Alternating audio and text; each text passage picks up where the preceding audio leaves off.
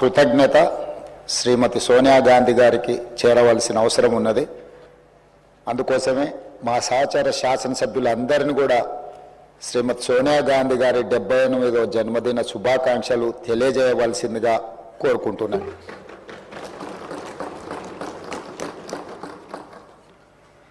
అదేవిధంగా అధ్యక్ష, ఈరోజు ప్రత్యేకమైన అంశం ప్రస్తావన మీకందరికీ మనకందరికీ తెలుసు.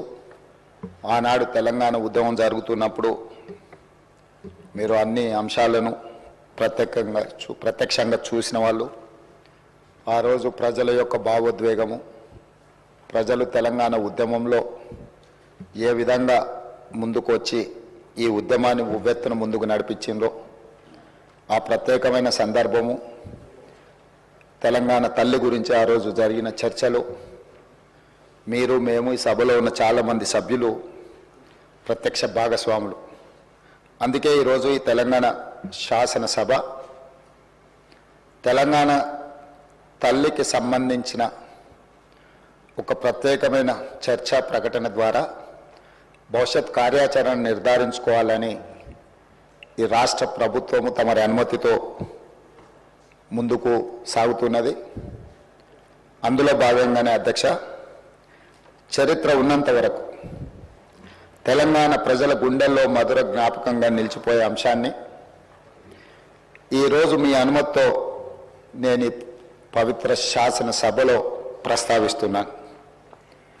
నా తెలంగాణ కోటి రతనాల వీణ, నా తెలంగాణ తల్లి కంజాత వల్లి అన్న మహాకవి దాశరథి మాటలు నిత్య సత్యాలు, తెలంగాణ జాతికి నిరంతర స్ఫూర్తి వాక్యాలు. ఈ భూ ప్రపంచంలోని ఏ జాతికైనా గుర్తింపు, గౌరవం ఆ జాతి అస్తిత్వమే. ఆ అస్తిత్వానికి మూలం సంస్కృతి, ఆ సంస్కృతికి ప్రతిరూపమే తల్లి. స్వరాష్ట్ర సుదీర్ఘ పోరాట ప్రస్థానంలో సకల జనులను, సబ్బండ వర్గాలను ఐక్యం చేసి నడిపించిన శక్తి స్వరూపిణి తెలంగాణ తల్లి. 4 కోట్ల ప్రజల ఆలోచనను, ఆచరణను, కార్యాచరణలన్నింటినీ ఒక చోటకు చేర్చి తెలంగాణ జాతి భావనకు జీవం పోసిన మాతృమూర్తి తెలంగాణ తల్లి. మనల్ని నిరంతరం చైతన్యపరిచి లక్ష్య సాధన వైపు నడిపించిన గొప్ప స్ఫూర్తి తెలంగాణ తల్లి. అలాంటి తెలంగాణ తల్లి స్వరూపంపై పలు రూపాలు ఇప్పటికే జనబాహుల్యంలో ఉన్నాయి. వాటిలో దేనికి ఇప్పటి వరకు అధికారిక గుర్తింపు లేదు. అధికారికంగా మనం గౌరవించుకో